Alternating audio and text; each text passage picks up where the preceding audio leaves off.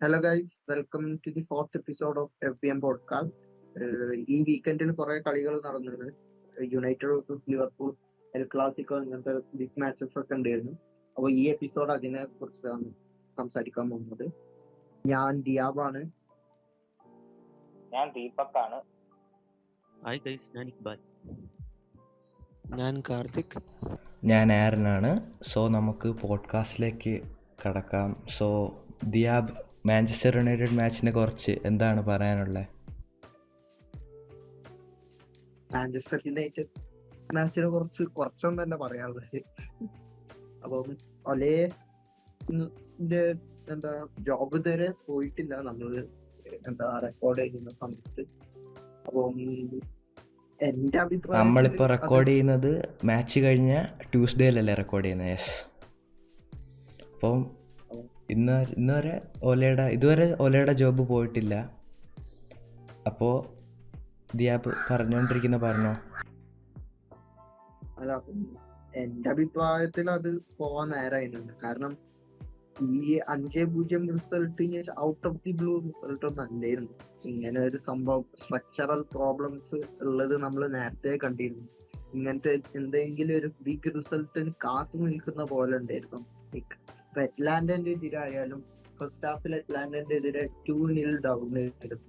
അപ്പൊ കൂടുതലും ഇപ്പം ഒലയെ അറിയപ്പെടുന്നത് തന്നെ കംബാക്കിനാണ്. അപ്പം ആ കംബാക്കിനെ അറിയപ്പെടുമ്പോ നമ്മള് മനസ്സിലാക്കേണ്ട അങ്ങനെ തോറ്റോണ്ട് നിൽക്കാനുള്ള കാരണം എന്താന്നുള്ളത് നമ്മൾ മനസ്സിലാക്കണ്ടേ. അപ്പം ഇങ്ങനത്തെ ഒരു ഇമ്പാക്ട് വലിയൊരു മാച്ച് വരാൻ വേണ്ടി കാത്തു നിൽക്കുന്ന മതിലുണ്ട്. അപ്പം ഇത് എപ്പോഴോ യുണൈറ്റഡ് തിരിച്ചറിയണമായിരുന്നു. അപ്പം ഒലേക്കാണെങ്കിൽ ടൈമും ഉണ്ടായിരുന്നു ഇത് മാറ്റാൻ. Last year second half of the season തൊട്ടേ ഈ ഒരു ട്രെൻഡ് ഉണ്ടായിരുന്നു. യുണൈറ്റഡ് സെക്കൻഡ് ഹാഫിൽ കംബാക്ക് ടീമാണ്, ഒലേ കംബാക്ക് മാനേജർ ആണ് എന്നൊക്കെ പറഞ്ഞു. അപ്പം ഇത് പുതിയതായിട്ടുള്ളതൊന്നല്ല. പക്ഷെ ഈ സീസൺ ഒന്നും കൂടി വേഴ്സായി. ഇപ്പൊ റൊണാൾഡോ വന്നപ്പോ തന്നെ ഒലേന്റെ കുറെ ഡിഫൻസീവ് സ്ട്രക്ചർ ഒക്കെ ആകെ പ്രോബ്ലത്തിലായി. ഒലയാണെങ്കിൽ റൊണാൾഡോ വരുമെന്ന് പ്രതീക്ഷിച്ച സീസണല്ല. അപ്പം അവന് ഇതുവരെ ടാക്ടിക്കലി ഒന്നും അഡ്ജസ്റ്റ് ചെയ്തില്ല. അവന്റെ റൊണാൾഡോ വരുന്നതിനുള്ള പ്ലെയേഴ്സിനെ അവന് സെറ്റ് ആക്കിയില്ല. അപ്പൊ റൊണാൾഡോന്റെ അറൗണ്ട് ടീം ബിൽഡ് ചെയ്യാൻ വേണ്ടിയിട്ട് അവരൊന്നും സെറ്റ് ചെയ്തിട്ടുമില്ല. ഭയങ്കര സ്പോണ്ടാനിയസ് ആയിട്ടുള്ള മാർക്കറ്റ് ഡിസിഷൻ ആയിരുന്നു. അപ്പൊ ഇത് ലൈക്ക് 5-0 തോറ്റത്തിന് ശേഷം പിന്നെ വേറൊരു എക്സ്പ്ലനേഷൻ ആവശ്യമുണ്ടോ എന്ന് എനിക്കറിയില്ല. ഒലയുടെ ടാക്ടിക്സ് എടുത്ത് നോക്കിയാലും ഒല പേപ്പറിൽ വരുമ്പോൾ സ്ക്വാഡ് ഒരു നല്ല സ്ക്വാഡ് തന്നെയാണ്. പിന്നെ മിഡ്ഫീൽഡ് ഏരിയ എടുക്കുമ്പോൾ ആ മിഡ്ഫീൽഡ് തമ്മിൽ ഒരു ലിങ്കപ്പ് തന്നെ വരുന്നില്ല. പിന്നെ മെക്ഫ്രെഡ് നോക്കുമ്പോഴും അവർ റിയലി ചെയ്യേണ്ട ജോബ് എന്ന് പറയുമ്പോൾ ഒരാളുടെ ജോബ് അവർ രണ്ടുപേരും കൂടെ ചെയ്യുന്ന രീതിയിൽ തന്നെ അവർ കളിക്കുന്നത്. അപ്പം ഓലയുടെ ടാക്ടിക്സും വർക്കാവുന്നില്ല. പിന്നെ ഫോർവേഡ് നോക്കുവാണെങ്കിൽ 3 ഫോർവേഡും 3 രീതിയിൽ അവരുടെ രീതിയിൽ, അല്ലാതെ ഒരു ലിങ്കപ്പോ അങ്ങനെ ഒന്നും കളിക്കുന്നില്ല. ടാക്ടിക്കലായിട്ട് ഒന്നും തന്നെ ഓലയുടെ ഇതിൽ നിന്ന് കാണുന്നില്ല. അപ്പം നമുക്ക് എന്താ പറയണ്ടെന്ന് പറയാം. ടാക്ടിക്കലായിട്ട് ഒന്നുമില്ല ഓലേന്റെ കയ്യിൽ നിന്ന്. Manchester United club of standard. നമ്മളിപ്പോ ഓലെ ഒരു റൈവൽ ടീമിനെതിരെ ഹോമില് 5-0 തോറ്റതിന് ഇത്രയും നേരമായിട്ടും സാക്കായത് എംബാരസ്മെന്റ്. പുള്ളി ഇപ്പൊ ഇത് വെറുതെ എവേർട്ടനും അവരുടെ കൂടെ ഒന്നല്ല, ഇത് ലിവർപൂളിന്റെ കൂടെയാണ്, അതും നമ്മുടെ സ്റ്റേഡിയത്തിൽ. എന്നിട്ടും സാക്ക് ചെയ്തിട്ടില്ല എന്ന് പറഞ്ഞാൽ പെർഫോമൻസ് വാസ് ഹൊറൻഡസ്. ഒരു ടാക്ടിക്സും ഇല്ല. ഓരോ പുള്ളിന്റെ ഫേവറേറ്റ് പ്ലേയേഴ്സിനൂടെ സ്റ്റിക്ക് ചെയ്ത് ലൂക്ക് ഷോ, മഗ്വയർ ഒന്നും ഡിഫെൻഡിങ് അവര് ഓപ്പൺ ആയിട്ട് ലിവർപൂളിലാണെങ്കിൽ കുറെ സ്പേസ് കേറ്റ ഓടുന്നുണ്ട്. അവരെ ലിവർപൂളാണെങ്കിൽ 3rd ഗിയറിലാണ് കളിച്ചത്. അവർ ഇച്ചിരി കൂടെ അപ്പ് ചെയ്താണെങ്കിൽ it should have been 8-0 or something. ഈ പറഞ്ഞത് കറക്റ്റ്. എന്താ വെച്ചാൽ ഇപ്പം ലിവർപൂള് ചെൽസിന്റെ എതിരുള്ള പെർഫോമൻസ് ഒക്കെ എടുത്തു നോക്കിയാല് അതിലായിരുന്നു ഒന്നുകൂടി ടാക്ടിക്കലി നന്നായി കളിച്ചിരുന്നത്. അങ്ങനത്തെ ചെൽസിന്റെ എതിരുള്ള സിറ്റിന്റെ എതിരുള്ള പെർഫോമൻസ് ഒക്കെ ആയിരുന്നു ഒന്നും കൂടി ബെറ്റർ ആയിട്ടുള്ള പെർഫോമൻസ്. പക്ഷെ അവര് 5-0 ജയിച്ചത് യുണൈറ്റഡിന്റെ എതിരെയാണ്.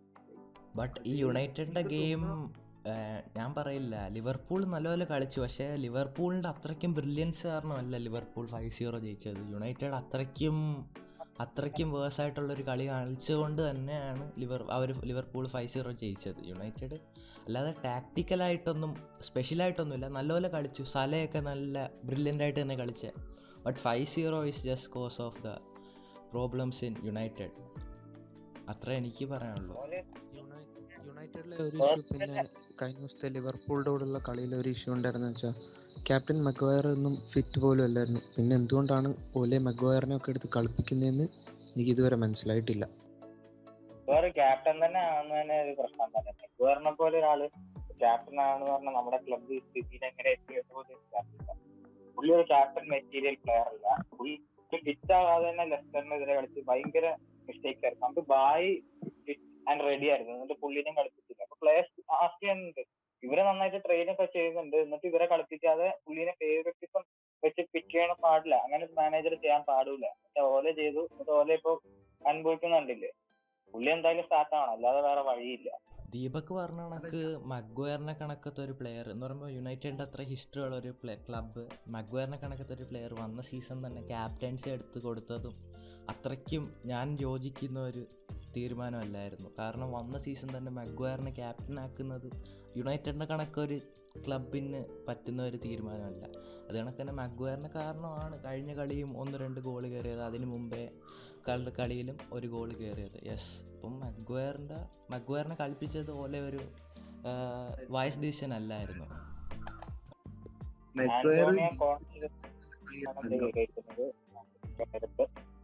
ആന്റോണി കോണ്ടെ വന്ന പുള്ളി മഗ്വയറിനെ എന്തായാലും ക്യാപ്റ്റൻ ആക്കൂല. കുറെ ചേഞ്ചസ് ഉണ്ടാവും. എനിക്ക് പുള്ളി വരണം എന്നാണ് ആഗ്രഹം. ഇപ്പൊ ക്ലബ് ഒരു ഡീല് സ്ട്രൈക്ക് ചെയ്തിട്ട് ഓലെ അഥവാ വല്ല മണ്ടത്തരം കാണിച്ച് ക്ലബിനെ സാക്ക് ചെയ്യാൻ തോന്നി സാക്ക് ചെയ്താ കോണ്ടെ ആയിരിക്കും വരുന്നത്. കാണിക്കാൻ കഴിയും. 5-0 തോറ്റതിന് ശേഷം സാക്ക് ചെയ്തില്ലെങ്കിൽ പിന്നെ എന്താ സാക്ക് ചെയ്യുക? ഇതിലും വലിയൊരു മണ്ടത്തരം. ഓണേഴ്സ് എന്താ ആക്ട് ചെയ്യാത്തത് എനിക്കറിയാൻ പാടില്ല എന്താ നടക്കുന്നത്. പുള്ളിന് ഇപ്പൊ ഇന്ന് രാവിലെ തന്നെ പുള്ളി സാക്ക് ചെയ്യണം എന്ന് പറഞ്ഞാൽ പിന്നെ ഓക്കെ സമ്മതിച്ചു. പക്ഷെ ഇപ്പൊ ഇന്ന് രാവിലെ വന്ന റിപ്പോർട്ട് ഓലെ still remains in the job. Disgrace. അങ്ങനല്ലേ ഇതിലും വലിയൊരു തോൽവി ഇനി ഉണ്ടാവൂ?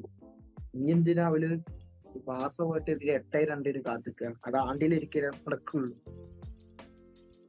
സിറ്റിയോടെ കളിക്കുന്നുണ്ട്, ആ കളി അതില് മിക്കവാറും 8-2 തോൽക്കുന്നത്. ഇത്രയും ഹ്യൂമിലേറ്റ് ചെയ്തിട്ടും ഈ മാനേജറിനെ സാക്ക് ചെയ്യാത്തതെന്ന് പറയുമ്പോൾ അതൊരു നല്ലൊരു മോശമായ തീരുമാനം തന്നെയാണ്. ബോർഡ് ഇന്നലെ എടുക്കേണ്ട തീരുമാനമാണ് മാനേജറിനെ സാക്ക് ചെയ്യണോ വേണ്ട. ഇപ്പം 1 ഡേ കഴിഞ്ഞു, സെക്കൻഡ് ഡേ ഓൾമോസ്റ്റ് കഴിയാറായി. Still no sign of sacking Ole. So എനിക്കൊന്നും പറയാനില്ല. ഓലേനെ സാക്ക് ചെയ്യുന്ന ബോർഡ് ഇപ്പോൾ വളരെ സ്ലോ ആയിട്ടാണ് കാര്യങ്ങൾ എടുക്കുന്നത്. ഓലേനെ സാക്ക് ചെയ്യുകയാണെങ്കിൽ എത്രയും പെട്ടെന്ന് സാക്ക് ചെയ്യണമെന്നാണ് എൻ്റെ അഭിപ്രായം. അല്ല, എല്ലാ ശേഷം സാക്ക് ചെയ്യണമെന്നില്ല. പക്ഷേ നമ്മള് ടീമിൽ യാതൊരു ഡെവലപ്മെന്റും കുറച്ച് സമയം കാണുന്നില്ല. ടീമിലാണെങ്കിൽ പല പ്രശ്നങ്ങളും like that trend was for a long time. Ole അത് കണ്ടിന്യൂസ് ആയിട്ട് ഇഗ്നോർ ചെയ്തു. അവനാണെങ്കിൽ അത് ഒന്നും ചേഞ്ച് ചെയ്തിട്ടേ ഇല്ല. അപ്പം നമ്മൾ എടുത്തു നോക്കുക, സതാംപ്ടന്റെ മാനേജർ 9-0 തോറ്റു. പക്ഷെ അവന്റെ മാനേജറിനെ സാക്ക് ചെയ്തില്ല. ആ മാനേജർ ആണെങ്കിൽ ഇപ്പൊ നല്ല ഇത് ചെയ്യുന്നുണ്ട്. ഇപ്പൊ സതാംപ്ടന് ഒരു മിഡ് ടേബിൾ അല്ലെങ്കിൽ റെലഗേഷനിൽ ഒരിക്കലും എത്തിയില്ല. അവന്റെ ടീം എന്ന് പറഞ്ഞാല് അത്ര വലിയ മുന്തിയ ടീമല്ല. അപ്പം ആ മാനേജർ അത്യാവശ്യം ഡീസന്റ് ജോബാണ് ചെയ്യുന്നത്. അപ്പം അവനെ 9-0 സാക്ക് ചെയ്യുന്നതിൽ യാതൊരു സെൻസും ഇല്ല. കാരണം അവന് അവിടെ നല്ലൊരു ജോബാണ് ചെയ്യുന്നത്. കൺസിസ്റ്റന്റ് ആയിട്ട് ഇമ്പ്രൂവ്മെന്റും വരുന്നുണ്ട് ടീമിന്. പക്ഷെ ഒലേന്റെ കാര്യത്തില് അതല്ല. ഒലേന്റെ ഇമ്പ്രൂവ്മെന്റ് ഉണ്ടായിരുന്നു കുറച്ചു കാലം വരെ. പക്ഷെ ഇപ്പൊ കുറച്ചു കാലമായിട്ട് ടീമിന് ഇമ്പ്രൂവ്മെന്റേ ഇല്ലായിരുന്നു. അത് കണ്ട സ്ഥിതിക്ക് കഴിഞ്ഞ സീസണ് ഒലേക്ക് ആ എക്സ്റ്റൻഷൻ കൊടുക്കാനും പാടില്ലായിരുന്നു. കാരണം അങ്ങനെ ഒരു ഇമ്പ്രൂവ്മെന്റ് വരുന്നില്ല എന്ന് അവര് കണ്ടിരുന്നു. കഴിഞ്ഞ സീസണ് തുടങ്ങിയിരുന്നു വരെ കംബാക്ക് ടീംസ് എന്നുള്ള സംഭവം വിചാരിച്ചത് എപ്പോഴും 1-2, 1-0, 2-0 ഹാഫ് ടൈമിൽ തോറ്റുകൊണ്ടൊക്കെയായിരുന്നു. പിന്നെയാണ് അവര് തിരിച്ചടിക്കല്. ഒരിക്കലും ക്ലീൻ ഷീറ്റ് ഉണ്ടാവില്ല. യുണൈറ്റഡ്. അപ്പൊ അങ്ങനത്തെ ഒരു ട്രെൻഡ് വിസിബിൾ ആയ സ്ഥിതിക്ക് നമ്മൾ എന്താ എക്സ്റ്റൻഷൻ കൊടുക്കാൻ പാടില്ല, കുറച്ചാലും കൂടി വെയിറ്റ് ചെയ്യണേ ഇത് എവിടെ എത്താൻ പോകുന്നത് നോക്കിയിട്ട്. വേറെ ഏത് പ്രീമിയർ ലീഗ് ടീമാണെങ്കിലും അല്ലെങ്കിൽ വേറെ ഏത് ടീമും ഒലേന്റെ അങ്ങനെ ഇൻട്രസ്റ്റഡും അല്ലായിരുന്നു. അപ്പൊ ഒലേന്റെ കോൺട്രാക്ട് തീർന്നാൽ വേറെ ഏതോ ടീം എടുത്തുണ്ടാകാൻ ഉള്ള ചാൻസും ഇല്ല. It was a very bad decision from United.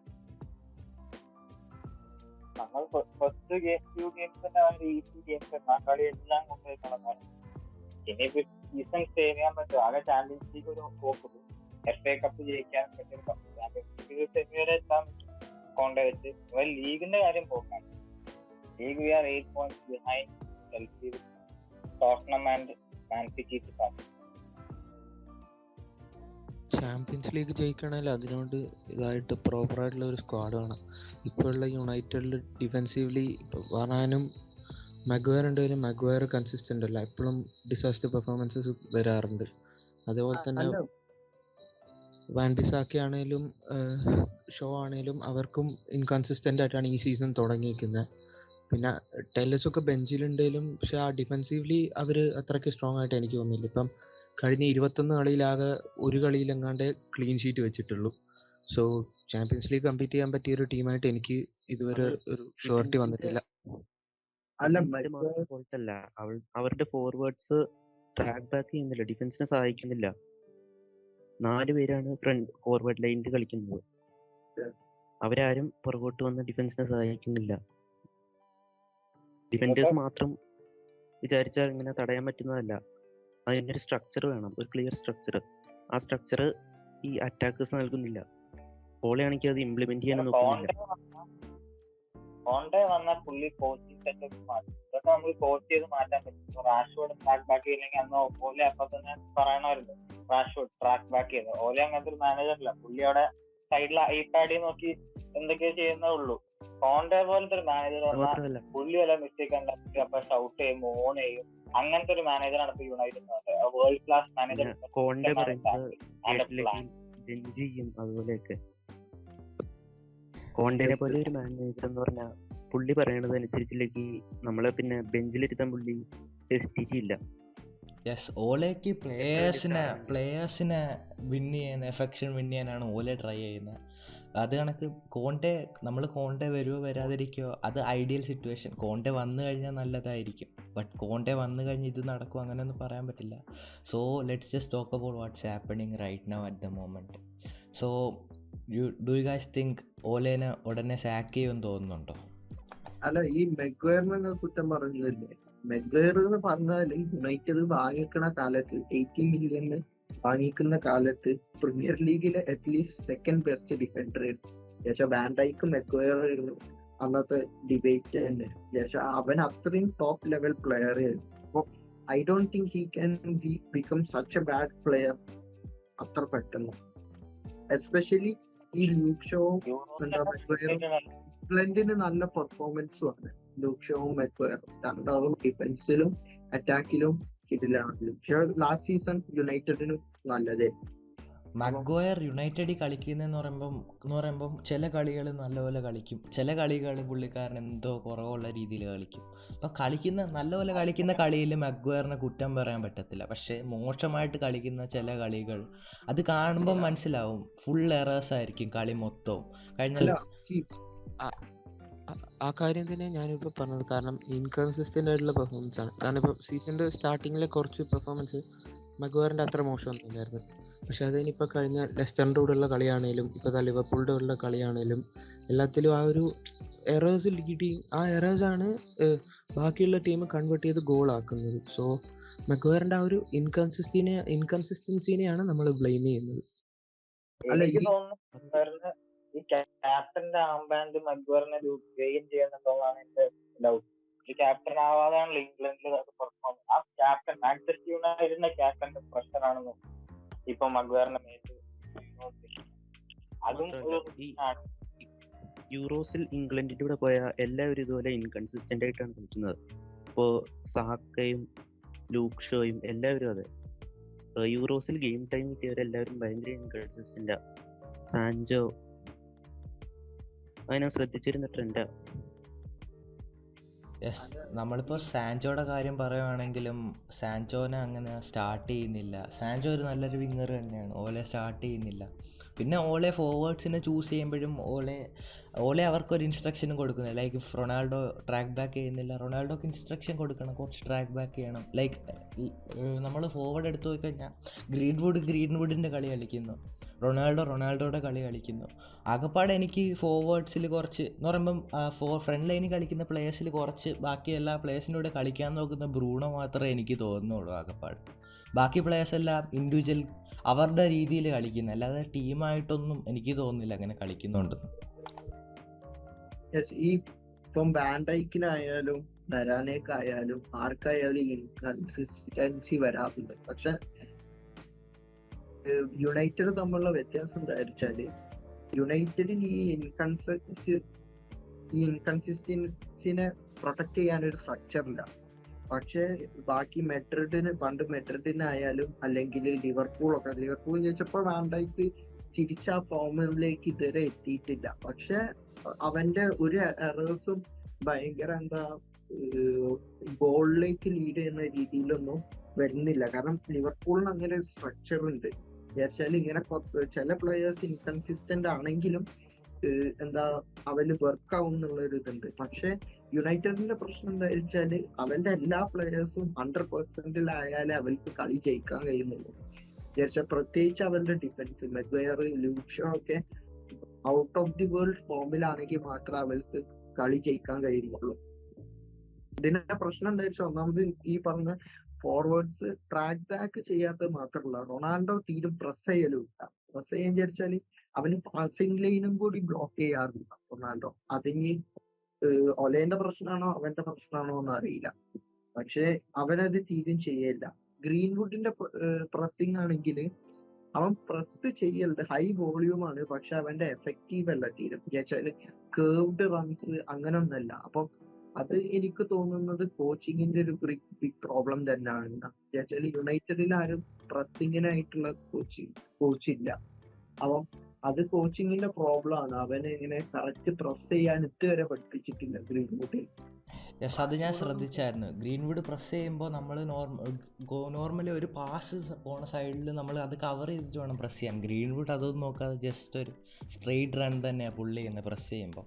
That's just ineffective. Greenwood അങ്ങനെ പ്രസ് ചെയ്തിട്ട് ഒരു കാര്യവുമില്ല, ടു ബി ഓണസ്റ്റ്. യെസ്, ആ കേർവ്ഡ് റൺ ചെയ്യണം. നമ്മൾ പാസിംഗ് ലൈൻ ബ്ലോക്ക് ചെയ്ത് വേറെ പ്രശ്നമാണെങ്കിൽ ഇവര് എന്ത് മിസ്റ്റേക്ക് ചെയ്താലും ഇവരുടെ അടുത്ത കളി കളിപ്പിക്കും. ഓലേന്റെ ഫേവറേറ്റ് മിസ്റ്റേക്ക് ചെയ്താലും ഓലെ എന്തായാലും പുള്ളി അടുത്ത കളി വെക്കും. അത് വിചാരിച്ചു അവര് മിസ്റ്റേക്ക് ചെയ്തില്ലെങ്കിൽ അവര് ഒന്നും നോക്കാതെ അതൊരു ആണ്. കോൺട്ടെ എന്ന് പറഞ്ഞാൽ മാനേജർ വന്നാൽ പുള്ളിക്ക് ഒരു പ്ലെയർ എന്ത് മിസ്റ്റേക്ക് ചെയ്താലും ഡ്രോപ്പ് ചെയ്യാനുള്ള ബോൾ ഉണ്ടാവും. അങ്ങനത്തെ ഒരു മാനേജറാണ് നമുക്ക് വേണം. ദീപക് ഞാനൊരു കാര്യം പറയട്ടെ. യുണൈറ്റഡ് എന്ന ടീമിൽ ഫോർവേഡ്സ് നല്ല ഡെപ്ത് ഉണ്ട്, മിഡ്ഫീൽഡ് സെൻട്രൽ മിഡും അറ്റാക്കിങ്ങിലും ഡെപ്ത് ഉണ്ട്. ബട്ട് ഡിഫൻസീവ് മിഡും സെൻട്രൽ ബാക്കൊക്കെ എടുത്ത് നോക്കിയാൽ അത്രയ്ക്കും ഡെപ്ത് ഇല്ല. ഇപ്പോൾ നീ പറയുന്ന കണക്ക് മഗ്വയറിനെ എടുത്ത് മാറ്റാൻ പറഞ്ഞാൽ മഗ്വയറിനെ മാറ്റിയിട്ട് ആരെ കളിപ്പിക്കും? That's the question, right? മഗ്വയറിനെ എടുത്ത് കളഞ്ഞാൽ ആരെ കളിപ്പിക്കും? കോണ്ടെ യുണൈറ്റഡ് മാനേജ് ചെയ്ത് കഴിഞ്ഞാലും കോണ്ടെ ആരെ കളിപ്പിക്കും മഗ്വയറിനെ മാറ്റിയാൽ? ബായിയൊക്കെ ഉണ്ടല്ലോ, ബായിൽ ഇപ്പോ സ്വിച്ചില് തന്നെ ചെൽസിയിലേക്ക് പോയി രൂപീകരണം മാറ്റി, ക്രിസ്ത്യൻസിന്റെ ഫോം മാറ്റി. അങ്ങനെ ബായി ആണെങ്കിൽ അത് കോച്ചിങ് അനുസരിച്ചിരിക്കും, അറിയാൻ പാടില്ല. മഗ്വയർ എന്തായാലും നന്നായിട്ട് കളിച്ചില്ലെങ്കിൽ മാനേജറിലേക്ക് കോൺടാക്ട് ഡ്രോപ്പിംഗ് കുറച്ചിട്ടില്ല. അപ്പം വരാൻ ഇഞ്ചേർഡ് അല്ലേ, അപ്പോൾ പിന്നെ എനിക്ക് തോന്നുന്നില്ല അത്ര ഇമ്പോർട്ടൻറ്റ് മാച്ചിൽ ബെയിലിനെയൊക്കെ ഇറക്കുമെന്ന് എനിക്ക് തോന്നുന്നില്ലായിരുന്നു. അത് ഒരു മാനേജറും അങ്ങനെ ഒരു ചേഞ്ച് നടത്തത്തില്ല എന്ന് എനിക്ക് തോന്നുന്നത്. കോണ്ടെ എന്ത് ചെയ്യൂല എന്നല്ല നമ്മൾ ഡിസ്കസ് ചെയ്യുന്നത്. പിന്നെ കഴിഞ്ഞ കളിയില് ഞാന് ഭയങ്കര ഡിസ്റ്റർബിങ് ആയിട്ടുള്ള ട്രെൻഡ് ശ്രദ്ധിച്ചെന്താ വെച്ചാല്, വാൻ ബിസാക്ക ഭയങ്കര ഹൈ ആയിട്ട് പ്രസ് ചെയ്യില്ല, ഭയങ്കര അഗ്രസീവായിട്ട് അവന് അവന്റെ പൊസിഷൻ പെട്ടെന്ന് ലീവ് ചെയ്യും. എന്തിനാന്നൊന്നും അറിയില്ല. എന്നിട്ട് ബോൾ പോയി കഴിഞ്ഞാൽ തിരിച്ച് ജോഗ് ചെയ്ത് സ്വന്തം ടൈം എടുത്താ തിരിച്ചു വരുന്നത്. അപ്പോൾ ആ റൈറ്റ് ഫ്ലാങ്ക് ഫുൾ ഓപ്പൺ ആണ്. കൗണ്ടർ അറ്റാക്ക് വന്നാൽ ആ ഫ്ലാങ്ക് ഫുൾ യൂട്ടിലൈസ് ചെയ്യാൻ പറ്റും. സോ അവൻ എന്തിനാ അങ്ങനെ അറ്റാക്ക് ചെയ്തതെന്ന് അറിയത്തില്ല. He's just rushing towards the midfield and losing the ball. Yes, നമ്മള് ഫസ്റ്റത്തെ ഗോള് നോക്കാം. ഫസ്റ്റത്തെ ഗോളില് നമ്മൾ ആലോചിക്കും എന്തുകൊണ്ടാണ് നാബി കെയ്റ്റ, സലാഹ് ഒക്കെ ആ റീജിയനിൽ ഭയങ്കര ഫ്രീ ആയി കിടന്നത്. അവന് പെട്ടെന്ന് എന്താ മിഡ്ഫീൽഡിലേക്ക് റഷ് ചെയ്യും. മെക്ടോമിനാണെങ്കിൽ അവന് വേണ്ടിയിട്ട് കവറും ചെയ്യൂല. പക്ഷെ അവന് എന്തുകൊണ്ടാണ് കവർ ചെയ്യാമെന്നൊന്നും അറിയില്ല, കവർ ചെയ്തിട്ടുമില്ല. അപ്പം കവർ ചെയ്യാൻ വേണ്ടിയിട്ട് മഗ്വയർ റൈറ്റിലേക്ക് ഷിഫ്റ്റ് ചെയ്ത്, മഗ്വയർ ഷിഫ്റ്റ് ചെയ്തപ്പോൾ ലിൻഡലോഫ് ഷിഫ്റ്റ് ചെയ്ത്, അതേ രീതിയിൽ തന്നെ ലൂക്ക് ഷോവും കുറച്ച് റൈറ്റിലേക്ക് ഷിഫ്റ്റ് ചെയ്ത് ആ ഡിഫെൻസീവ് സോളിഡിറ്റി വരാൻ, അല്ലെങ്കിൽ അവിടെ ഒരു ഹോൾ ഉണ്ടാവും.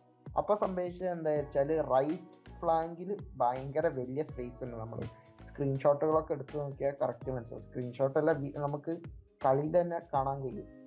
അപ്പോൾ ഇവരെന്താ ചെയ്തതെന്ന് വെച്ചാൽ പെട്ടെന്ന് ബോൾ സ്വിച്ച് ചെയ്ത് ആ റൈറ്റ് സൈഡിലേക്ക് നാബി കെയ്റ്റ ഫ്രീ ആയിരുന്നു, അവന് അത് സുഖമായിട്ട് ഫിനിഷ് ചെയ്തു. അപ്പോൾ ഇതില് ഡിസിഷൻ മേക്കിംഗ് മിസ്റ്റേക്ക് എന്ന് വെച്ചാല്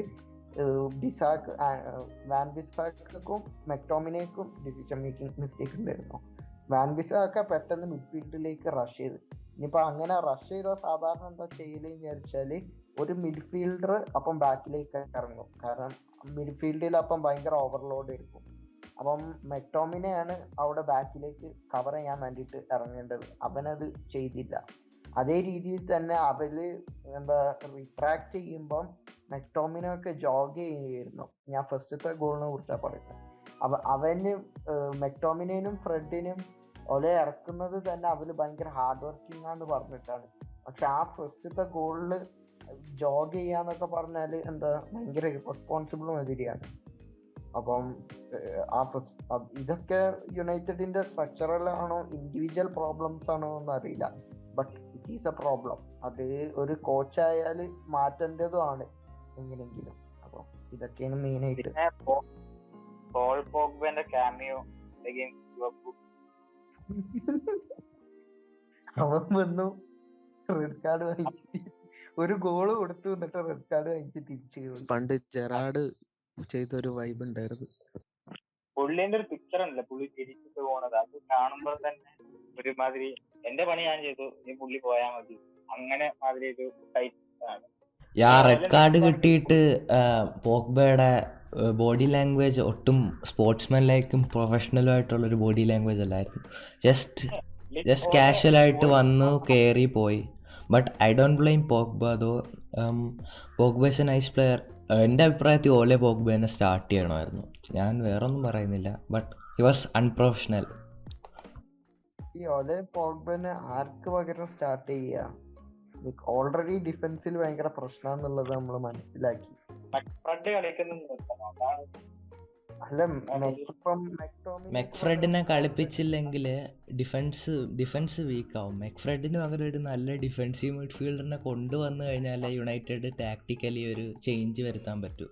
സോ അത് അത്രയും നേരം ഇതിനെക്കുറിച്ച് പറയുന്നത് ജസ്റ്റ് നോ യൂസ്. അല്ല, ഇപ്പം മെക്ടോമിനേക്ക് പകരം പോഗ്ബനെ കളിപ്പിച്ചെന്ന് വിചാരിക്കും. നിനക്ക് തോന്നുന്നുണ്ടോ പോഗ്ബ? നോ ഞാൻ അങ്ങനെയല്ല പറഞ്ഞത്. ഞാൻ പറഞ്ഞത് പോഗ്ബനെ ഗെയിമിൽ കുറച്ച് നേരത്തെ ഇൻക്ലൂഡ് ചെയ്യണം. സ്റ്റാർട്ട് ചെയ്യുന്നത് ബെറ്റർ ആയിരിക്കും. ബട്ട് യുണൈറ്റഡിന് അങ്ങനെ ഒരു ഓപ്ഷൻ പറ്റത്തില്ല, കാരണം നല്ലൊരു ഡിഫൻസീവ് മിഡ്ഫീൽഡർ ഇല്ല. So it's not possible. Pogba is a very മെക്ടോമിനേക്കാൾ വർക്ക് റേറ്റ് കുറഞ്ഞ പ്ലെയർ ആയതായാലും. അപ്പം Pogba would not have prevented that goal. അപ്പം എന്ന് വെച്ചാല് അവര് പിന്നെ അതേ രീതിയിൽ തന്നെ ബ്രൂണോ ഭയങ്കര ഹൈ ആയിട്ടാ കളിക്കുന്നത്. കവാനി ഉണ്ടാവുമ്പോ എന്താ വെച്ചാല് കവാനി ഭയങ്കരമായിട്ട് പ്രസ് ചെയ്യും. പക്ഷെ റൊണാൾഡോ ഉണ്ടാവുമ്പം റൊണാൾഡോ അങ്ങനെ അത്ര ഇന്റലിജന്റും അത്ര പ്രസ്സിങ് റേറ്റും ഒന്നുമില്ല റൊണാൾഡോ തീരും പ്രസ് ചെയ്യില്ല എന്ന് തന്നെ പറയാം. അവന്റെ സ്റ്റാറ്റ്സ് നോക്കിയാൽ നമ്മൾ മനസ്സിലാവും. അപ്പം ബ്രൂണോ ആണെങ്കിൽ പ്രസ് ചെയ്യും. പക്ഷെ ഗ്രീൻവുഡിനെ കുറിച്ച് പറഞ്ഞ മതി എന്നാണ്, അവന്റെ റണ്ണുകൾ അങ്ങനെ കർവ് ചെയ്യാറില്ല. തീരെ ഇന്റലിജന്റ് ആയിട്ടുള്ള പ്രസ്സിങ് അല്ല. അപ്പം ഇതൊക്കെ മാറ്റണമെങ്കിൽ ശരിക്കും പ്രസ്സിങ് റെഡിയാക്കാന്ന് പറഞ്ഞാൽ ഇത് കോച്ചിങ് പ്രോബ്ലം തന്നെ ആയിട്ട് നമുക്ക് പറയാൻ പറ്റുള്ളൂ. അല്ലെങ്കിൽ ഇപ്പൊ റൊണാൾഡോനൊക്കെ അവന്റെ പ്രസ്സിങ് വർക്ക് റേറ്റ് കുറഞ്ഞതിന് കുറ്റം പറയുന്നതിന് ഒരു ലിമിറ്റ് ഉണ്ട്. ആഫ്റ്റർ ഓൾ അവൻ ഒരൊറ്റ പ്ലെയർ ആണ്. യെസ്, നമുക്കിപ്പോൾ കുറേ നേരമായിട്ട് യുണൈറ്റഡ് മാച്ച് നടക്കുകയാണ്. നമുക്കിനി എൽ ക്ലാസിക്കോയിലോട്ടൊന്ന് മൂവ് ചെയ്ത് നോക്കിയാലോ? ആയിക്കോട്ടെ. എന്താ അത്ര വലിയ ഇൻട്രസ്റ്റിംഗ് ആയിട്ടുള്ള മാച്ച് ഒന്നും അല്ലായിരുന്നു. ഫസ്റ്റ് ഹാഫ് ബാർസലോണ അത്യാവശ്യം ഡോമിനേറ്റ് ചെയ്തിരുന്നു. പക്ഷേ ബാർസലോണന്റെ ക്ലാസിക് ഫാഷനിൽ ഒരു കൗണ്ടർ അറ്റാക്ക് കൺസീഡ് ചെയ്തു. അലാബ അടിച്ചു കയറ്റി ഒരു കിടിലം ഗോളും കിടിലം ഫിനിഷ് ചെയ്തിരുന്നു. ടെസ്റ്റിനൊരു ചാൻസ് ഉണ്ടായിരുന്നു. ടെസ്റ്റിന് ഭയങ്കര ഒരു ഗോൾഡൻ ചാൻസ് എന്ന് തന്നെ പറയാം.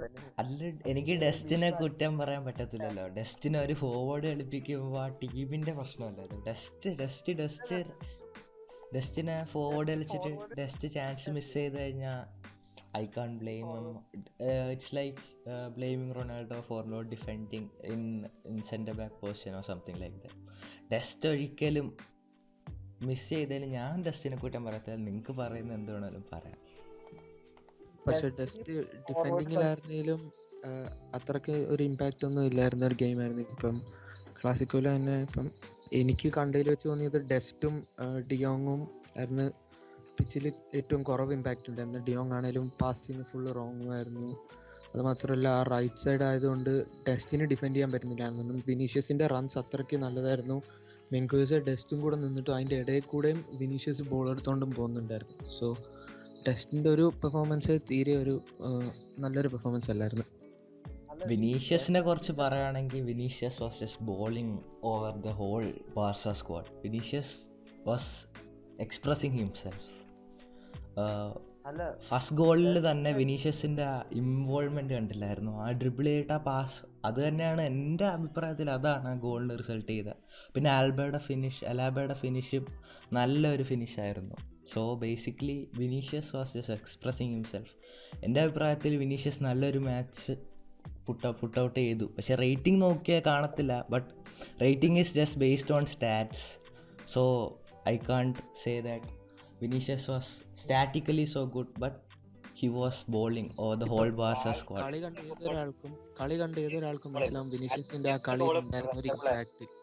സോ അതിന് നമ്മൾ റേറ്റിംഗ് മാത്രം നോക്കിയിട്ട് ഒരു കാര്യവുമില്ല. Man of the match Vinicius ആണ്. മാൻ ഓഫ് ദി മാച്ച് അലാബയായിരുന്നു മാൻ ഓഫ് ദി മാച്ച്. അതല്ല, നമ്മുടെ കളി കണ്ട രീതിയിൽ വിനീഷ്യസ് വാസ് ജസ്റ്റ് ഫിനോമിനൽ. ഇത്രയും ബിഗ് ഗെയിമിൽ നല്ല രീതിയിൽ തന്നെ പെർഫോം ചെയ്തത്. Stats it's just based on the shots and pass. But Vinicius was making Barca look like trash to be honest. അല്ല, പിന്നെ ഡെസ്റ്റ് എന്തോ ഭയങ്കര മോശം പെർഫോമൻസ് ചെയ്തെന്ന് പറയാൻ പറ്റില്ല. കാരണം അവന്റെ മൂവ്മെന്റ് ഒക്കെ കിട്ടില്ലായിരുന്നു. അവന് വിങ്ങില് കളിച്ച് ശീലമുണ്ട്. US വേണ്ടി അവന് പല പ്രാവശ്യം വിങ്ങില് കളിച്ചു US വേണ്ടിയിട്ട്. അതേ രീതിയിൽ തന്നെ അവന് അണ്ടർ-19 അയാക്സിന്റെ അണ്ടർ-19 അവന് വിങ്ങില് കളിച്ചാണ്. അപ്പൊ വിങ്ങില് കളിച്ച് അവന് ശീലമുണ്ട്. അതുകൊണ്ട് തന്നെ അവന് നല്ലോണം അത്യാവശ്യം ഇമ്പാക്റ്റ് ഒക്കെ ഉണ്ടായിരുന്നു. അറ്റാക്കില്ല, അത്യാവശ്യം നല്ല മൂവ്മെന്റ് ആയിരുന്നു. കൗണ്ടറിലൊക്കെ അവന് കറക്റ്റ് സ്കോർ ചെയ്യാനുള്ള സ്പേസിലെത്തിയാണ്. പക്ഷെ എന്തോ കാരണം കൊണ്ട് അവന്റെ ഫിനിഷിങ് പറ്റ മോശം. അത് വിചാരിച്ചാല് അവനൊരു ഡിഫൻഡർ ആയതിനൊന്നും കുറ്റം പറയാൻ കഴിയില്ല. അതാണെങ്കിൽ എനിക്കടക്കം അടിച്ചു കയറ്റാൻ പറ്റുന്ന ഷോട്ടാ. അവന് ഓൺ ടാർഗറ്റും കൂടി ആക്കിയില്ല. അപ്പൊ അത് അവന് ഡിഫൻസിലാണല്ലോ നേരത്തെ കളിച്ചെന്നുള്ളതിനെ കുറിച്ച് കുറ്റം പറയാൻ പറ്റില്ല. അതേപോലെ തന്നെ ക്ലാസിക്കോയിലെ ഫസ്റ്റ് ഗോളില് ആക്ച്വലി ബോൾ മിസ് ചെയ്തത് ഡിപ്പായായിരുന്നു. ഡിപ്പായുടെ മിസ് അലബ എടുത്ത് പാസ് ചെയ്തിട്ട് തന്നെയാണ്. അതേപോലെ സോ ഡിപ്പായുടെയും ഒരു എന്താ പറയുക, ഒരു ഷോട്ടെല്ലാം ഡയറക്റ്റ് കോട്ടോന്നൊരു ഈസി സേവ്സ് ആയിട്ടുള്ള പോലത്തെ ഒരു ഷോട്ട്സ് ആയിരുന്നു ഡിപ്പായുടെയും. പക്ഷെ അത് വിചാരിച്ചാല് ഞങ്ങൾക്ക് ഡിഫെൻഡ് ചെയ്യാൻ പറ്റുന്ന രീതിയിലാവണം അതൊക്കെ. ലൈക്ക് അത് ഞങ്ങളുടെ ഡിഫെൻസീവ് സ്ട്രക്ചറിന്റെ ഒരു വലിയൊരു ഫ്ലോ ആണ്. ആൻസലോട്ടിക്ക് അറിയായിരുന്നു, like he didn't have to do anything. അവന് സിറ്റ് ബാക്ക് ചെയ്ത് വെയിറ്റ് ചെയ്താൽ ബാർസ തന്നെ ഇങ്ങനത്തെ എന്തെങ്കിലും ബ്ലണ്ടേഴ്സ് ഉണ്ടാക്കിയിട്ട് അവൾക്ക് സ്കോർ ചെയ്യാനുള്ള ചാൻസ് കൈ തരും എന്നുള്ള. Like he didn't have to attack or sustain pressure on us. ഞങ്ങളുടെ കയ്യിൽ തന്നെ ആയിരുന്നു. എസ്പെഷ്യലി ഫസ്റ്റ് ഹാഫ് ഭയങ്കര ഡോമിനന്റ് ആയിരുന്നു ഞങ്ങള്. പക്ഷെ ഞങ്ങൾക്ക് ആൻസലോട്ടിക്ക് അറിയായിരുന്നു ഞങ്ങളെ കൗണ്ടർ അറ്റാക്ക് ചെയ്യാൻ കുറെ ചാൻസ് ഉണ്ടാവും. അതേ രീതിയിൽ തന്നെ വിനീഷ്യസിന് നല്ലോണം അവന് യൂട്ടിലൈസ് ചെയ്യാനും കഴിയുന്നു. എസ്പെഷ്യലി ഞങ്ങൾക്ക് അറവോ ഇല്ല, അപ്പം ബാക്കിൽ സ്പേസും ഇല്ല വിനീഷ്യസിനെ കാച്ചപ്പ് ചെയ്യാൻ. മിങ്കേഴ്സ് ആണെങ്കിൽ ഭയങ്കര മോശം പെർഫോമൻസ് ആയിരുന്നു മിങ്കേഴ്സ്. I don't think he won any duel. He lost almost every duel with Vinicius. അപ്പം അതിന് പകരം ഇപ്പൊ അറോഹ ഉണ്ടെങ്കിൽ ചിലപ്പോൾ റിസൾട്ട് കുറച്ച് ഡിഫറെന്റ് ആയിരിക്കും. പക്ഷെ അതേ രീതിയിൽ തന്നെ ഞങ്ങൾക്ക് ഫിനിഷ് ചെയ്യാൻ അറിയുന്നെങ്കിൽ റിസൾട്ട് ഡിഫറെന്റ് ആയിരിക്കും. ബാർസലോണ കൺസീഡ് ചെയ്ത സെക്കൻഡ് ഗോൾ പ്രിവെന്റബിൾ ആയിരുന്നു. ബാർസ കൺസീഡ് ചെയ്ത 2 ഗോളും പ്രിവെന്റബിൾ ആയിരുന്നു. അപ്പം ഫസ്റ്റത്തെ ഗോളില് ഈ പറഞ്ഞ ബെൻസീമ, വിനീഷ്യസ്, അലാബ ഈ ആരെങ്കിലും ഒരു 3 ആൾ അറ്റ്ലീസ്റ്റ് ടാക്ടിക്കലി ഫൗളെങ്കിലും ചെയ്തിട്ടുണ്ടെങ്കിൽ ഞങ്ങൾക്ക് ആ ഫസ്റ്റ് ഗോള് പ്രിവെന്റ് ചെയ്യുന്നു. സെക്കൻഡ് ഗോള് PK അവനിങ്ങ് കിടന്ന് കരയുന്നതിന് പകരം അവന് തിരിച്ച് ഓടിയുണ്ടെങ്കിൽ പ്രിവെന്റ് ചെയ്യുന്നു. അല്ലെങ്കിൽ ഗാർഷ്യ മര്യാദക്ക് ട്രാക്ക് ബാക്ക് ചെയ്തിട്ടുണ്ടെങ്കിൽ പ്രിവെന്റ് ചെയ്യുന്നു. Like Garcia had A very good solid game. വിചാരിച്ചാൽ അത്യാവശ്യം നല്ല ഗെയിം ആയിരുന്നു. അവനാകെ ആ കളിയിൽ തന്നെ 2 പ്രാവശ്യം മിസ്റ്റേക്ക് ഉണ്ടാക്കി, PKയും ഗാർഷ്യയും. ആ 2 പ്രാവശ്യം മെഡ്രിഡിന് ഗോള് കിട്ടി. They had only 2 mistake. ഈ ഫസ്റ്റത്തെ ഗോളില് ഗാർഷ്യൻ വിചാരിച്ച അലാബനെ ഒന്നുകൂടി ക്ലോസ് ഡൗൺ ചെയ്യണമായിരുന്നു. അവൻ അത്ര ആംഗിൾ ടൈറ്റ് ആക്കിയില്ല. അലാബക്ക് ഭയങ്കര ടൈറ്റ് ആയിട്ടുള്ള ആംഗിൾ ആയിരുന്നു. എന്നാലും it was impossible to score എന്നുള്ള നിലയിലേക്ക് ഗാർഷ്യ ആക്കണമായിരുന്നു. അത് നടന്നില്ല. ഡിയോങ്ങിന്റെ പെർഫോമൻസിനെ കുറിച്ച് എന്താ പറയാനുള്ളത്? ഡിയോങ് ബിഗ് ഗെയിം എൽ ക്ലാസിക്കോയിൽ വലിയൊരു ഇമ്പാക്ട് വരുത്തിയില്ലെന്ന് എനിക്ക് തോന്നിയത്. ഡിയോങ്ങിന് ഇഞ്ചറി ആയിരുന്നു എന്ന് പറഞ്ഞിട്ടാണ് ഇപ്പം ഇത് വന്നത് റിപ്പോർട്ട്. ബട്ട് അങ്ങനെയാണെങ്കിൽ ഇഞ്ചുറി ആയാലും ഡിയോങ്ങിനെ സ്റ്റാർട്ട് ചെയ്യാൻ പറ്റും. അങ്ങനെ സ്റ്റാർട്ട് ചെയ്ത് കഴിഞ്ഞാൽ അത് അത്രയ്ക്കും മാച്ചിന് അത്രയ്ക്കും എഫക്ട് ചെയ്യുന്ന ഇഞ്ചുറി ആണ്. ഡിയോങ് ഒരു പുവർ പ്ലേ തന്നെയല്ലേ അയൽ ക്ലാസിക്കോ ഫുൾ കാണിച്ചേ. ഡിയോങ്ങിന് എന്താ വിചാരിച്ചാല് അവന് മിഡ്ഫീൽഡിലൂടെ റൺ ചെയ്യാൻ സ്പേസ് കാണും. ആൻസലോട്ടി എന്താ മിഡ്ഫീൽഡ് ഭയങ്കര ടൈറ്റ് ആക്കിയിരുന്നു. ലൈക്ക് മിഡ്ഫീൽഡ് കസമീറോ, ക്രൂസ്, പിന്നെ മോഡ്രിച്ച് ഭയങ്കര കോമ്പാക്ട് ആയിട്ടായിരുന്നു നിന്നിരുന്നത്. അതപ്പം അവന് സ്പേസ് ഉണ്ടാക്കി കൊടുക്കുക എന്നുള്ളത് എന്താ കോമാന്റെ ഇതായിരുന്നു. അപ്പം ഡിയോങ് ഇനിയിപ്പം അങ്ങനെ ബോൾ പ്രൊഗഷന് ഡയറക്ട്ലി റെഡി ആയില്ലെങ്കിലും ഇവന് എന്താ കോമാൻ എന്താ ചെയ്യേണ്ടിയിരുന്നത് എന്നുള്ളത് ഫാറ്റ് ഇരുന്ന് നമ്പർ 9 ആയിട്ട് സ്ട്രൈക്കറായി കളിച്ചിരുന്നത്. അതിന് പകരം മെംഫിസിനെ സ്ട്രൈക്കറായി കളിച്ചിട്ടുണ്ടെങ്കിൽ മെംഫിസിനെ ഫോൾസ് 9 എന്നുള്ള രീതിയിൽ മിഡ്ഫീൽഡിലേക്ക് ഡ്രോപ്പ് ചെയ്യാൻ കഴിയും. അപ്പം ഇവര് 3 പേരും ഓൾമോസ്റ്റ് മാൻമാർക്ക് ചെയ്തതായിരുന്നു. ക്രൂസും മോഡ്രിച്ചും ഗാവിനെയും, പിന്നെ അതേ രീതിയിൽ മോഡ്രിച്ച് ഗാവിനെയും ക്രൂസ് ഡിയോങ്ങിനെയും മാൻമാർക്ക് ചെയ്തതായിരുന്നു. ബുസ്കറ്റ്സിന്റെ കയ്യിൽ ബോൾ വരുമ്പം കസമീറോ ഭയങ്കര ഹൈ ആയിട്ട് പുഷ് ചെയ്ത് പ്രസ് ചെയ്തിട്ടുണ്ടായിരുന്നു. അപ്പം കോമാൻ ഇങ്ങനെ ഫോൾസ് 9 കളിപ്പിച്ചിട്ടുണ്ടെങ്കിൽ മെംഫിസിന് ആ മിഡ്ഫീൽഡിൽ വന്നിട്ട് സുപ്പീരിയോറിറ്റി ക്രിയേറ്റ് ചെയ്ത് അവന് സുഖമായിട്ട് കളിക്കാൻ കഴിയുന്നു. എസ്പെഷ്യലി ഗാർഷ്യ എന്ന് പറഞ്ഞാൽ അവൻക്ക് ആ ടൈപ്പ് ഓഫ് പാസസ്, മെംഫിസിന് ഉള്ള പാസുകളൊക്കെ ഭയങ്കര ഈസി ആയിട്ട് ഫൈൻഡ് ചെയ്യാൻ കഴിയുന്ന പ്ലെയറാണ്. അപ്പം കോമാൻ അങ്ങനെ എനിക്കറിയില്ല എന്തുകൊണ്ടാണ് കോമാന് ഫാറ്റിനെ സ്ട്രൈക്കറായി കളിപ്പിക്കാൻ തീരുമാനിച്ചത് പെട്ടെന്ന്. എസ്പെഷ്യലി എൽ ക്ലാസിക്കോക്ക് മാത്രം അങ്ങനെ വിചാരിച്ചത്. ലൈക്ക് വലൻസിയന്റെ എതിരെ മെംഫിസിനെ ഫോൾസ് 9 ആയി കളിപ്പിക്കുന്നത് ഭയങ്കര എഫക്റ്റീവായിട്ട് വർക്ക് ചെയ്തിരുന്നു. പക്ഷെ അത് ആക്ച്വലി ഓൺ പേപ്പർ തന്നെയായിരുന്നു. ഇപ്പൊ നമ്മൾ ആ 2 പ്ലേയേഴ്സിന്റെ ഹീറ്റ് മാപ്പ് എടുത്ത് നോക്കിയാൽ തന്നെ നമുക്ക് കാണാൻ പറ്റും മെംഫിസ് ആയിരുന്നു കുറച്ചുകൂടെ ഒരു സെൻട്രൽ ഓക്യുപ്പൈ ചെയ്തിരുന്നത്. ഒരു ഫസ്റ്റ് ഹാഫിൽ ശരിയാ അൻസുവിന് തന്നെയായിരുന്നു മെയിൻ റോൾ ഉണ്ടായിരുന്നത്. പക്ഷെ ഒരു സെക്കൻഡ് ഹാഫ് ആയപ്പോഴത്തേക്കും അൻസു ലൈക്ക് സൈഡിലോട്ട് തന്നെ ആയിരുന്നു കളിച്ചിരുന്നത്. സെക്കൻഡ് ഹാഫിൽ മാറി, but the damage was already done. അതേ രീതിയിൽ തന്നെ സെക്കൻഡ് ഹാഫിൽ ഞങ്ങൾ പല ബ്ലണ്ടേഴ്സ് ലൈക്ക് കോമാൻ ല്യൂക്ക് ഡിയോങ്ങിനെ കയറ്റി കൊണ്ടുവന്നു. അതേ രീതിയിൽ PKനോട് മുമ്പിലേക്ക് സ്ട്രൈക്കറിന്റെ പൊസിഷനിലേക്ക് പോകാൻ പറഞ്ഞു ബുസ്കറ്റ്സിനെ ഡിഫൻഡർ ആക്കി. അങ്ങനെയാണ് ആ സെക്കൻഡ് ഗോൾ കയറിയത്. അതെ, ആ ഒരു പോയിന്റ് തന്നെ PK ഫ്രണ്ടിൽ നിൽക്കുന്നു, ബാക്കി എല്ലാവരും അവിടെ നിൽക്കുന്നു. PK ക്രൂസിന്റെ ഹാൻഡ് ആയിരുന്നെന്നും പറഞ്ഞുകൊണ്ട് നിൽക്കുന്നു.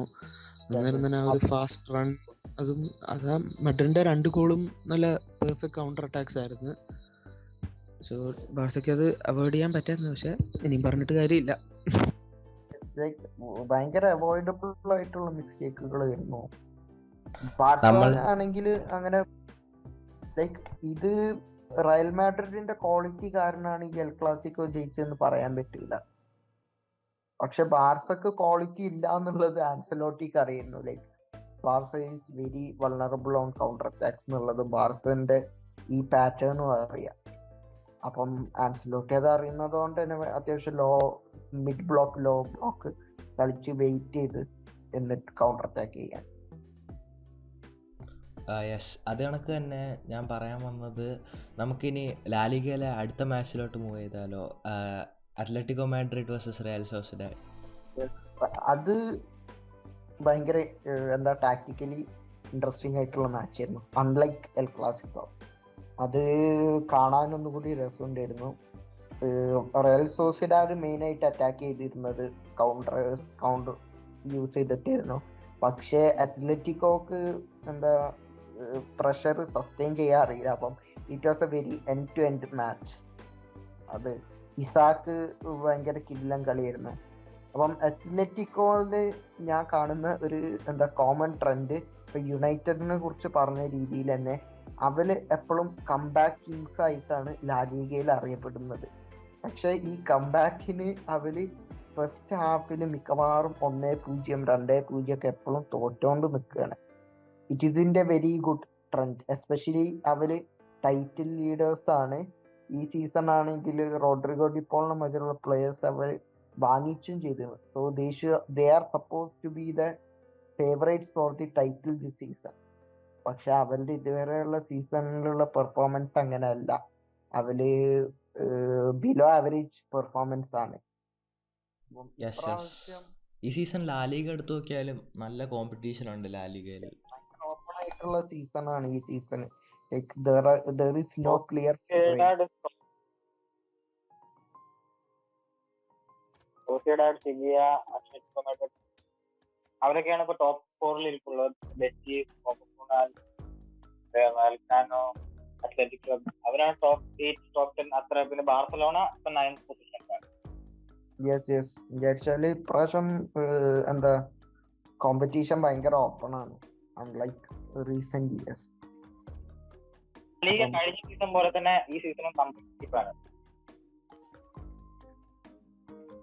ഇനി നമുക്ക് വേണമെങ്കിൽ ജസ്റ്റ് ചെൽസി വേഴ്സസ് നോർവിച്ച് കളി ഡിസ്കസ് ചെയ്യാം. And it was a very big result. 7-0 overshadowed by Liverpool win. But നോർവിച്ചിനൊന്നും സത്യം പറഞ്ഞാൽ ചെയ്യാൻ പറ്റി. എല്ലാവരുടെ എതിരെയായിരുന്നു. മോശം. നോർവിച്ച് ഒരു വിന്നില്ലല്ലോ സീസണില്. നോർവേജിന് ഒരു ഡ്രോ ഉണ്ട്. Norwich has more clean sheets than Manchester United this season. അത് തന്നെ ഒരു ഫൺ ഫാക്ട്.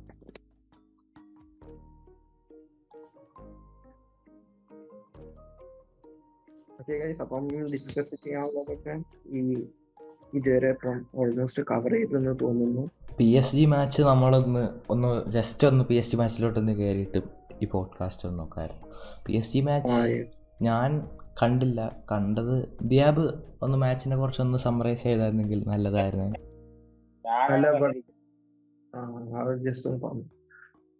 ഫസ്റ്റ് ഹാഫ് നല്ല ന്യൂട്രൽ ആയിട്ട് കാണുമ്പോൾ നല്ല അടിപൊളിയായിരുന്നു. സെക്കൻഡ് ഹാഫ് കളിയിൽ അത്ര ഇതുപോലെ നല്ല സാധാരണ ഫ്രഞ്ച് പോസിറ്റീവിന്റെ ഫുട്ബോൾ എന്ന് പറയാം. പോസിറ്റീവ് നല്ല ബോറിംഗ് ആയിട്ടാണ്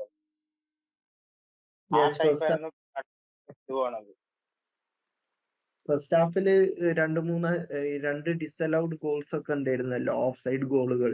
ഒന്ന് മാർസൈലും അടിച്ചു, ഒരു ഓൺ ഗോളും ഉണ്ടായിരുന്നു മാർസൈലിന്റെ വകരം ഡിസലൗഡ്. രണ്ടും ഓഫ് സൈഡ് കാരണം ഡിസലവ് ചെയ്തിരുന്നു. ഭയങ്കര എൻഡ് ടു എൻഡ് ഫുട്ബോൾ ആയിരുന്നു. അതേ രീതിയിൽ തന്നെ കളി സ്റ്റാർട്ട് ചെയ്യുന്നതിന് മുമ്പ് കുറെ പ്ലെയേഴ്സും ഇതൊക്കെ ഉണ്ടായിരുന്നു. ഭയങ്കര ഹൈബ്ഡ് ആയിട്ടുള്ള റൈവൽറി ആണ്. മെസ്സി വീണ്ടും ലീഗിൽ ഇതുവരെ ഗോൾ സ്കോർ ചെയ്തിട്ടില്ല. സ്റ്റിൽ ഗോൾലെസ് ആണ് മെസ്സി ലീഗിൽ. 57-ാം മിനിറ്റിലേറ്റം ഹക്കീമിക്ക് റെഡ് കാർഡ് കിട്ടി PSG. അതുകൊണ്ടാണ് മെയിനായിട്ട് ജയിക്കാതിരിക്കാനുള്ള കാരണം. But it was in a very good performance by PSG. Pochettino is still disappointing, but I expect them to win the league on regardless. ബാക്കി ഏത് ക്ലബും ഇതുവരെ എക്സെപ്ഷണൽ ആയിട്ടുള്ള പെർഫോമൻസ് ഇല്ല ലീഗ് ഒന്നിൽ. അപ്പം ഫ്രഞ്ച് ലീഗ് എന്തായാലും PSG തന്നെ കിട്ടാൻ മതി. പക്ഷേ ചാമ്പ്യൻസ് ലീഗിൽ അവരെവിടെ എത്തും എന്നുള്ളത് നോക്കണം. ഈ പെർഫോമൻസ് വെച്ച് ചാമ്പ്യൻസ് ലീഗിൽ ഒരു ഹ്യൂമിലിയേഷൻ കിട്ടാനേ സാധ്യത ഉള്ളൂ. ഡിഫൻസ് ഭയങ്കര വൾനറബിൾ ആണ് PSG.